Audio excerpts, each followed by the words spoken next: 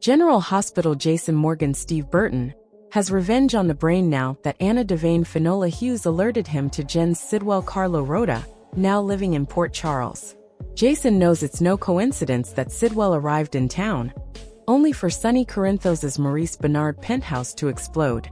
Jason watched Michael Corinthos' Chad Duell get caught in the crossfire and almost lose his life, and he's not willing to just let it go. GH spoilers remind fans that Anna warned Jason against taking justice into his own hands. However, Jason is far too outraged to let this all slide. After all, watching his nephew, who has been more like a son to him over the years, go through all the pain he's gone through has been traumatizing for Jason, and there's nothing more cathartic for the hitman than to strike back. But if he does go rogue and attacks Sidwell, could he suffer any repercussions? Depending on what Jason does to Sidwell, his plan could hit a snag. Will someone see the course of action Stone Cold takes on Jens? Could Jason get caught in the middle of a criminal activity by a cop or Anna herself? Of course, Devane would have no choice but to go by the book and arrest her friend. If this happens, Jason's worst nightmare of not being there for Danny Morgan Asher and Tonzism would come true.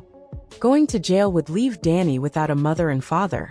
Plus, as Jason and Sasha Corbin Sophia Matson are also dabbling in a romance, this could scare her straight into staying far away from Stone Cold for her own safety and the safety of her unborn child.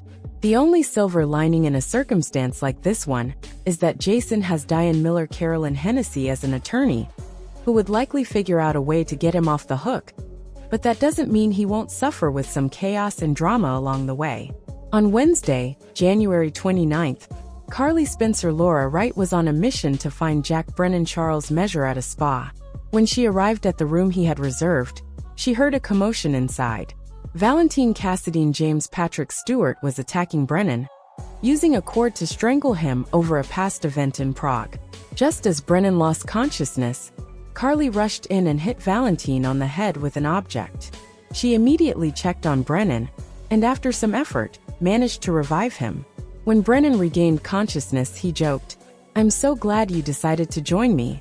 Despite his close call, he declined medical attention and told Carly that what he was doing next was classified.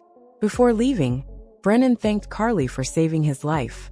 Afterwards, Brennan made a phone call, ordering Valentine's death.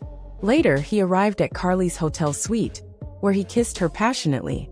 Meanwhile, in Port Charles, Jason Morgan Steve Burton continued his investigation into Sasha Gilmore Corbin's Sophia Matson pregnancy.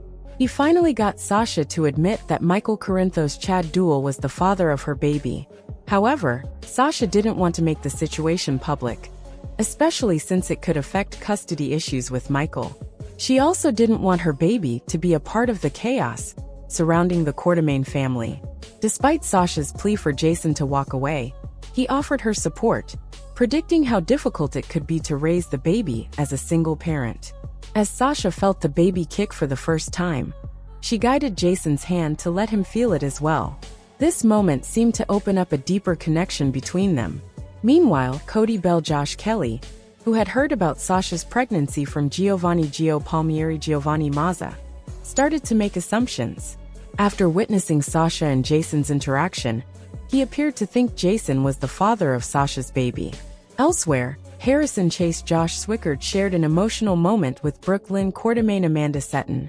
He confided in her that he was sterile, but suggested she could still experience pregnancy with the help of a sperm donor.